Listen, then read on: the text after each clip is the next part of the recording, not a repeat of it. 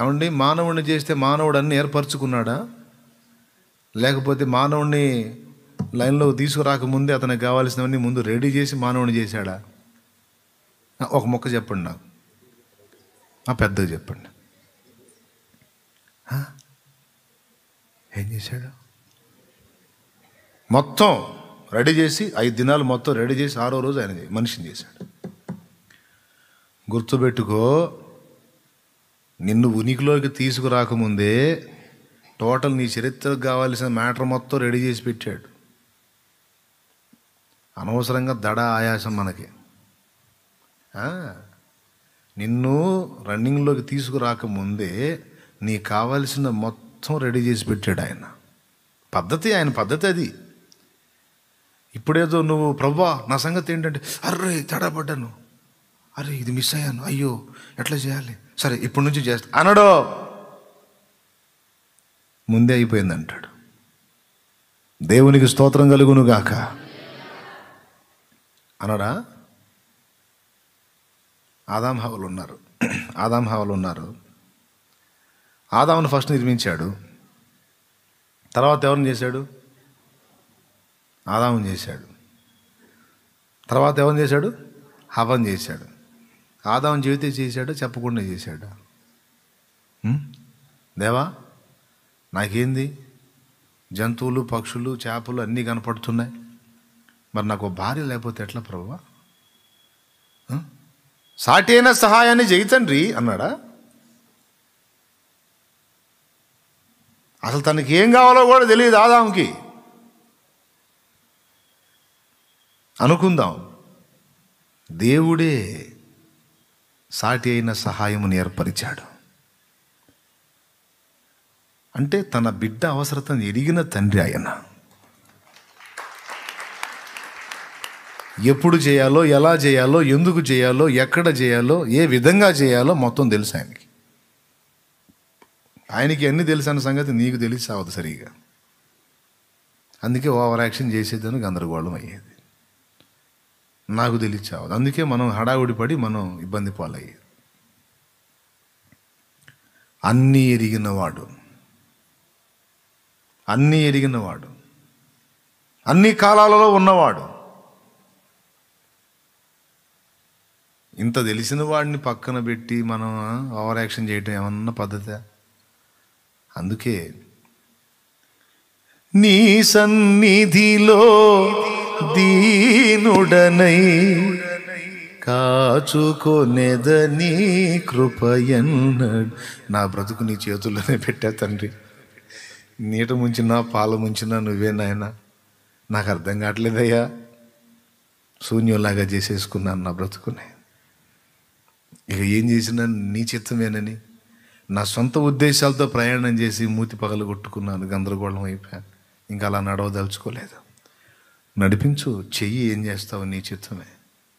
గెలిపించిన నువ్వే, ఓడించిన నువ్వే, నిలబెట్టిన నువ్వే, పడగొట్టిన నువ్వే, శూన్యంగా చేసిన నువ్వే, సుందరంగా చేసిన నువ్వే ప్రభా. నీకే అప్పచెప్పుకుంటున్నానయ్యా అని ఇక జీవితంలో దేవునికి సరైనటువంటి స్థానాన్ని నువ్వు ఇచ్చి అప్పగించగలిగితే ఎంత బాగుండు. ఇక పాడు చేయటం జరిగిద్దా, బాగు చేయటం జరిగిద్దా? చెప్పండి. నువ్వు అనొచ్చు, ఆ దేవుడు కూడా బాగు చేయలేనంతగా నేను చెడిపోయాను అని నువ్వు అంటావా? ఆ దమ్ము నీకుందా? దేవుడు కూడా బాగు చేయలేనంతగా నేను చెడిపోయాను అనే దమ్ము నీకుందా? లేదు. బాగు చేయగలడు అని నమ్ము. బాగు చేయటానికి సైతానుగాడు నన్ను బాగు చేయ దేవా అని దేవుని ముందుకు వెళితే ఆ సైతానుగాడిని కూడా బాగు చేస్తాడు ఆయన. దేవునికి స్తోత్రం. లూసిఫర్ గాడు కానీ ఆలోచన చేసుకుని తేడా పడ్డాను ప్రభా, బుద్ధిహీనుణ్ణి, సొంత పెత్తనం చేశాను, దయ్యంలాగా మారాను, దరిద్రుని అయిపోయాను తండ్రి, నన్ను క్షమించు, చెడిపోయాను నాయనా, నన్ను బాగు చేయమని పోతే ఆ లూసిఫర్ని కూడా బాగు చేసి మళ్ళీ రన్నింగ్లో నిలబెట్టగల సమర్థుడు ఆయన. కానీ వాడు అది వచ్చింది. పోనీ వాడు పోకపోయినా వాడి దెయ్యాలు, వాడి బ్యాచ్ అయినా పోతాయా? అయిపోయినా వాటి బ్రతుకునైనా మారుస్తాడు. ఆయనకు అవకాశం ఉంది, చేయగలడు. కానీ వాడు దయ్యాలు బావు. అందుకే వాడు ఒక పెద్ద సైతాన్ అయిపోయాడు. అయ్యేమో వాడు సీనియర్ దయ్యం అయితే అని జూనియర్ దయ్యాలు అయిపోయి మొత్తం అట్లా అయిపోయింది. మనమేం అట్లా లేవుగా. పోదాం, దేవుని పాదాలు పట్టుకుందాం. దేవా, నీవే నాకు శరణు నాయనా, సహాయం చేయి ప్రభువా అని దేవుని పాదాలను ఆశ్రయిద్దాం. ఖచ్చితంగా దేవుడు పని ప్రారంభిస్తాడు. ఇప్పటికే నేను అప్పగించుకున్న అలానే నడుస్తున్నానన్న అంటే సంతోషం, సగం పని అయినట్టే. దేవునికి మహిమ. ఏమైనట్టో ఏమో నాకేం అర్థం కావట్లేదు. ఏం దడపడద్దు, ఏం మునిగిపోలా, ఏం మించిపోలా, అన్నీ ఆయన చేతిలోనే ఉన్నాయి. దేవునికి మహిమ కలుగును గాక. హల్లెలూయా. మీరు నమ్ముతున్నారా? ఇప్పుడు నేను చెప్పిన విషయాలు నమ్ముతున్నారా? మరి ఆది యందు ఎవరు మీకు? ఆది యందు డబ్బు అని కొంతమంది బతుకు, ఆది యందు మా ఆయన, ఆది యందు మావిడ, ఆది యందు మా మమ్మీ, ఆది యందు మా డాడీ, ఆది యందు సెల్ ఫోను. దేవునికి స్తోత్రం.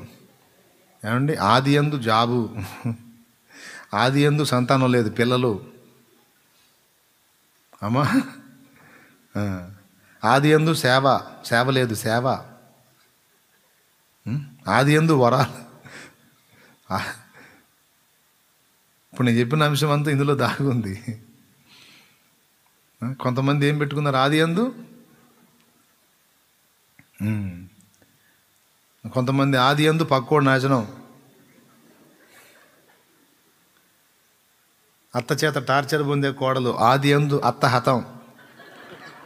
దేవుని స్తోత్రం. కొంతమంది కోడలు బాధపడలేని అత్తలు, ఆది యందు కోడలు విడాకులు. దేవునికి స్తోత్రం కలుగును గాక. కొంతమంది ఆది యందు పెళ్ళి.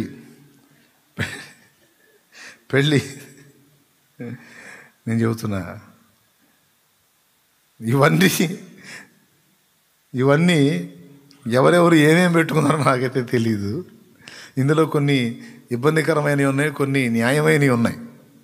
అత్తాకోడల విడాకులు, సావులు అన్న సంగతి పక్కన పెడితే, పక్కోటి పతనం అనేది పక్కన పెడితే, ఇక మిగిలినవన్నీ కనీస అవసరాలు. పిల్లలు అనంగా, పెళ్ళి అనంగా, ఉద్యోగం అనంగా, అప్పులు తీరటం అనంగా, డబ్బు అనంగా, ఇవన్నీ కనీస అవసరతలు. ఇవన్నీ తప్పకుండా నీకు అందుబాటులో తీసుకొస్తాడు. అయితే ఎప్పుడు అంటే ఆది యందు దేవుడు అని నువ్వు అనగలిగినప్పుడు. హల్లెలూయా. సేవ కూడా ఆది యందు పరిచర్య నో. ఆది యందు దేవుడు, తరువాత సేవలోకి రాకముందు ఆది యందు ఎవరు మనకి? అబద్ధాలు ఆడకుండా నిజాలు చెబుదాం. సేవలోకి రాకముందు, మనల్ని దేవుడు ఆ పనిలోకి ప్రవేశపెట్టకముందు సేవకులు చెప్పుకుందాం. ఏకాంత ప్రార్థనలో ఎవరు? ఆది యందు ఏకాంత ప్రార్థన, ఆది యందు వాక్య ధ్యానం. ఇప్పుడు ఆది యందు సంఘం, ఆది యందు పరిచర్య, ఆది యందు విశ్వాసులు. దేవుని స్థానం బాయ్. ఇప్పుడు ఆది యందు యూట్యూబ్. దేవునికి స్తోత్రం. హల్లెలూయా, హల్లెలూయా. ఆది యందు ఇంటర్నెట్, ఆది యందు ఫేస్బుక్, కొంతమందికి ఆది యందు వాట్సాప్, ఆది యందు ఇన్స్టాగ్రామా, కిలోగ్రామ్, ఆది యందు ట్విట్టర్. వారి ఆయన ఎన్ని వచ్చినాయి ఆది ఎందుకే. ఎన్ని పక్కకి వెళ్ళిపోవాలి, ఆ ప్లేస్ ఖాళీ అయిపోవాలి. ఆది యందు దేవుడు అని ప్రారంభించాలి.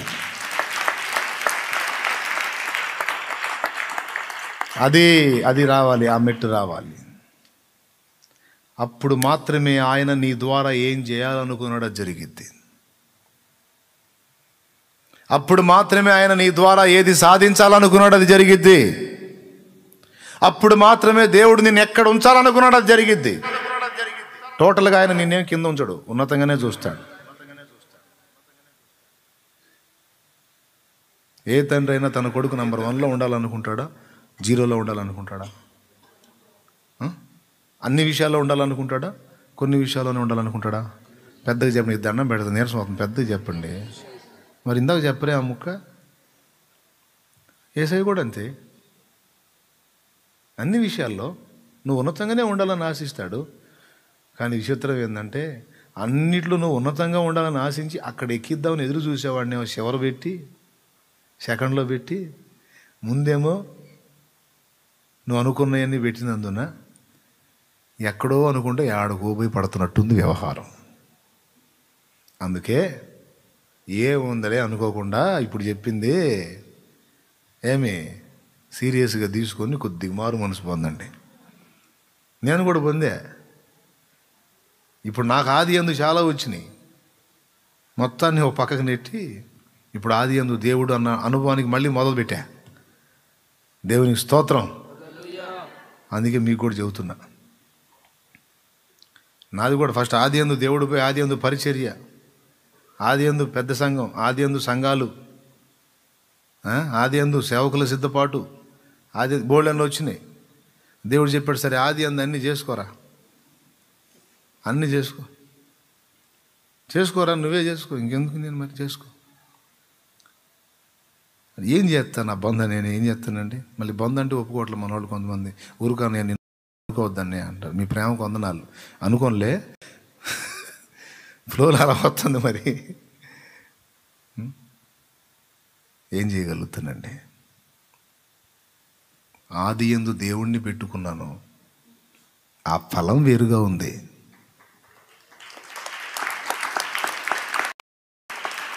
ఆ పట్టు వేరుగా ఉంది, ఆ ఫోర్స్ వేరుగా ఉంది. అది గుర్తుపట్టాను. అందుకే ఎప్పటికప్పుడు ఆది యందు ఆయన పెట్టుకోవటానికి జాగ్రత్త పడుతున్నా. అర్థమొచ్చే స్తోత్రం, అర్థం మంచిగా వచ్చే. ఇప్పుడు మోకాళ్ళే. ఆఖరికి దేవుని సేవ అయినా సరే దేవుని తర్వాత దేవుడే మెయిన్. దేవునితో ఉండుట, తర్వాత సేవ చేయుట, దేవునితో గడుపుట, దినములో పెక్కు సమయము దేవునితో గడపుట, ప్రభావంతో నింపబడుట, అపవిత్రాత్మలను వెళ్ళగొట్టుట, పరిచర్య చేయుట, లోకమును జయించుట. ఇక అన్నీ ఉంటాయి. ఇక ఆది యందు ఎవరుంటే ఎలుగెత్తి పెద్దగా ఒకసారి చెప్పుకోండి. ఆ జూములో ఉన్నవాళ్ళు కూడా చెప్పుకోండి. ఆది యందు ఎవరో అది. రా, మోకాళ్ళ మీదికి రా. తండ్రి, నేను కూడా ఆది యందు చాలా పెట్టాను తండ్రి, నన్ను క్షమించు తండ్రి. అందుకే ఆది యందు వేరే వేరే అని పెట్టినందున సుందరంగా ఉన్న బతుకు కాస్త శూన్యంగా మారిపోతుంది. నో, ఇక అట్లా కాదు తండ్రి, ఆది యందు నీవే. అప్పుడే శూన్యమైపోయిన నా బ్రతుకు సుందరంగా మారుతుంది. నాయనా, నన్ను అనుగ్రహించు, నన్ను సరిచేయి. కొన్ని పాఠాలు నేర్చుకున్నాను. నా సంతోషం కంటే నీకు ఎక్కువేది లేదని చెప్పావు. నేను బాగుంటమే నువ్వు కోరుతావనేది నాకు అర్థమైంది. నన్ను సింహాసనం మీద చూడాలనేదే కదా నా తండ్రిగా నీ కోరిక. జయించిన వానిగా నన్ను చూసి మురిసిపోవాలన్నదే కదా నీ కోరిక.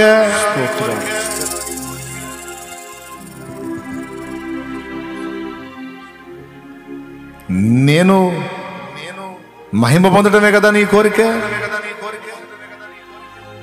నువ్వు మహిమ పొందటాన్ని లక్ష్య పెట్టవు నాయనా. నా మహిమను కోరుతున్న దేవుడు అయ్యా నువ్వు. నన్ను మహిమ పరచాలని ఎదురు చూసిన వాడు, మహిమ పరచినవాడో, మహిమ పరుస్తున్నవాడో, మహిమ పరచబోతున్నవాడో. నా బుద్ధిహీనత క్షమించవయ్యా, నా బుద్ధిహీనత నిన్నెంత నిర్లక్ష్యం చేశాను తండ్రి, మన్నించు నాయనా. ఆది యందు నాకు నీవే ఉండాలి తండ్రి. నీ సంతోషమే నేను వెతుకుతాను, నీ చిత్తమే చేస్తాను. అబ్రహాము వలే, నోవా వలే, దానియేలు వలే, భక్తులందరి వలే వారు నీ ఇష్టమని వెతికి నీ కృప పొందిన వారే అన్నీ పొందారు, కృపాక్షేమములు పొందారు. నీ నడిపింపుకు తమను తాము అప్పగించుకున్నారు. దావీదు అప్పగించుకున్నాడు. యెహోవా నా కాపరి అంటే అర్థం ఏంటి? నా ఇష్టం వచ్చినట్టు నేను నడవను, నేను ఆయన మేపు గొర్రెను. నా కాపరి నన్ను ఎటు దోలితే అటు పోతా, నా కాపరి నన్ను ఎటు దోలితే అటు పోతా, నన్ను నడిపేవాడు ఆయన అన్నాడు. కనుకనే ప్రభువా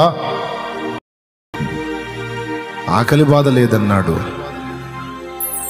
ఎటు వెళ్ళాలో తెలియని ఇరకాటం లేదన్నాడు, శాంతికరమైన జలములు అన్నాడు, గాఢాంధకార లోయలైన భయము లేదన్నాడు, సమృద్ధి అభిషేకం అన్నాడు, శత్రువు ముందే విందన్నాడు, మందిరమే నివాసం అన్నాడు, కృపాక్షేమములే స్థిరముగా నా వెంట వచ్చునన్నాడు. ఆహా,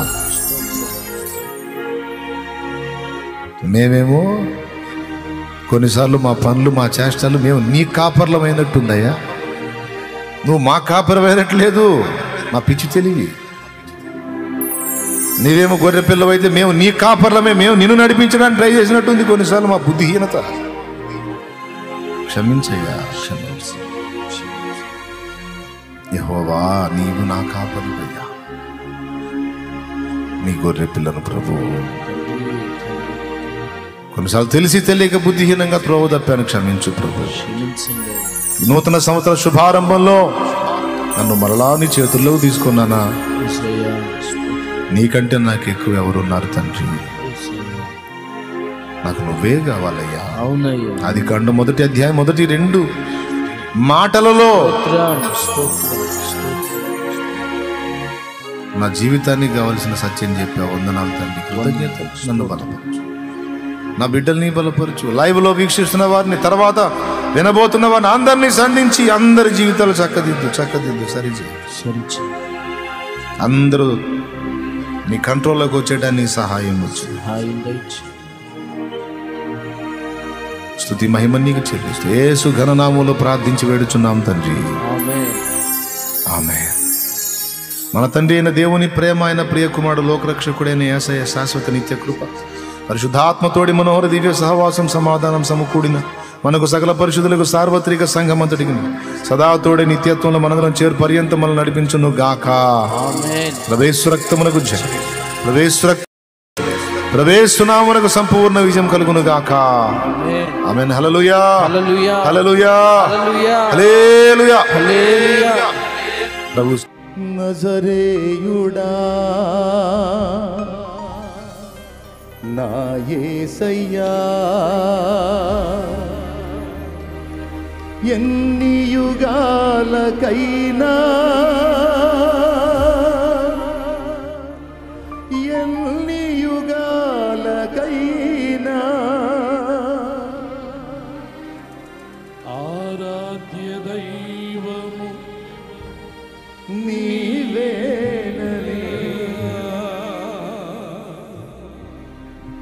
మారాధ్య దైవము నీవే, నీవేనని.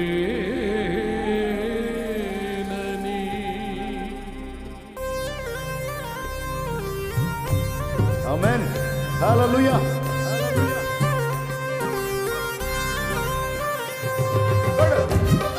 గట్టిగా కొడు. అదే ఆమేన్.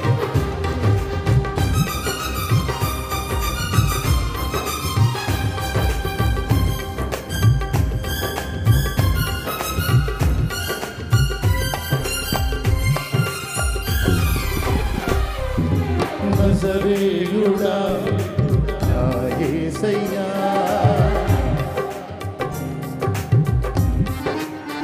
వాళ్ళే పడుతున్నారు. ఆరాధ్య దైవము నీవేనని గళమెత్తి నీ కీర్తినే చాటెదా.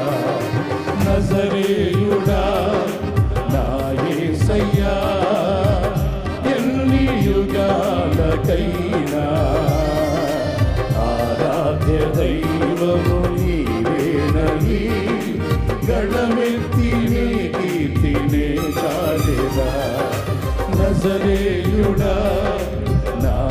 యేసయ్యా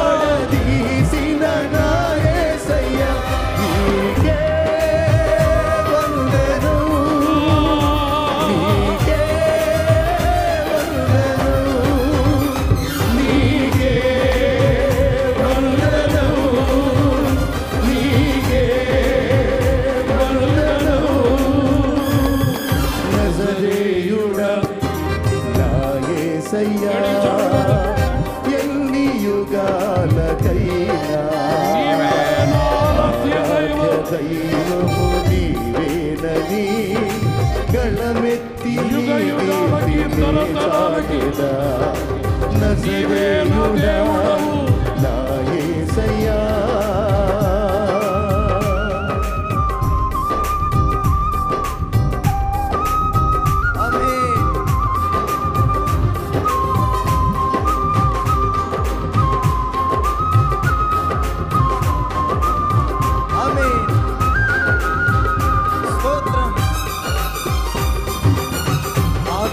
సత్యముతో ఆరాధిద్దాం.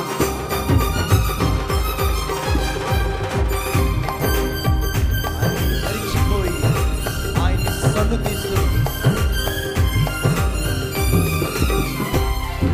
అగాధ సముద్రాలకు నీవే ఎల్లలు వేసితివి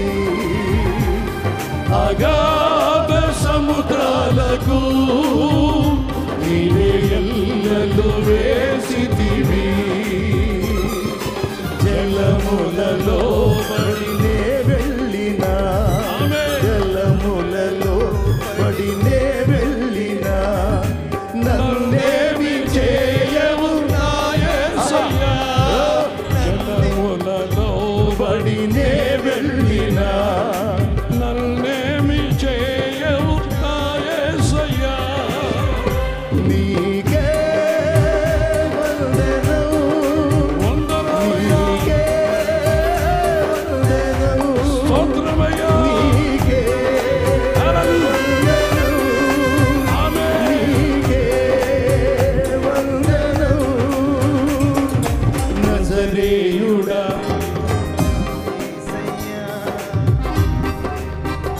కొడాలి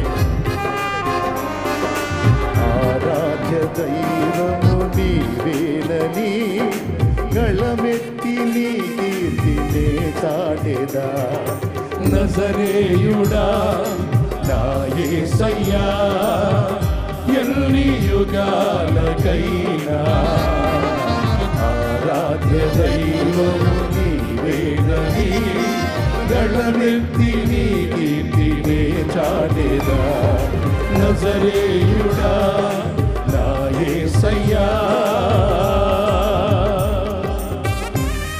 గడిగా ఆమేన్ స్తోత్రం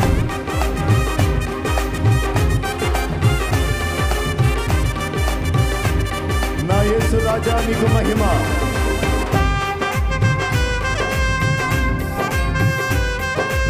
హల్లెలూయా ఆరాధన విడుదల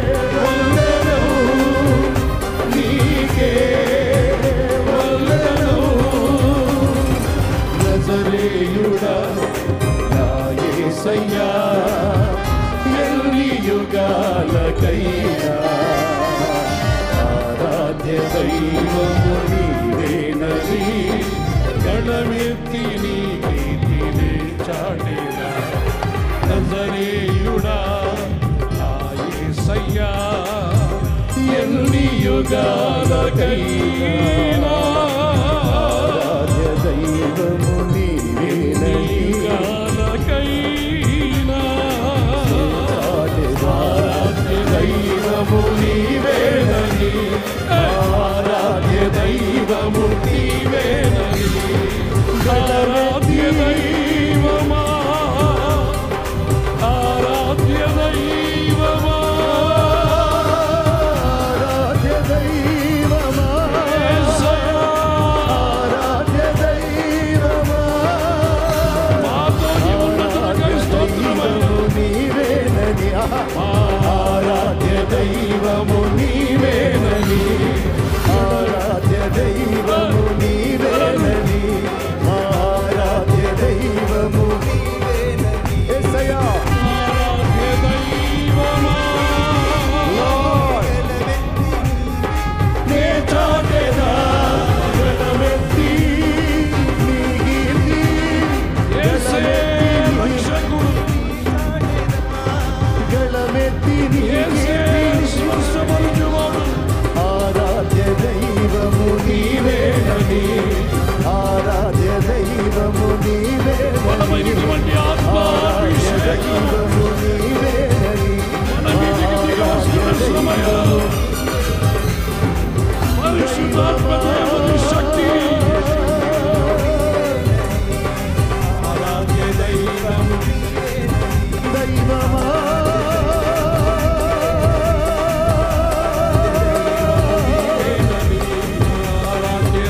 యేసయ్యా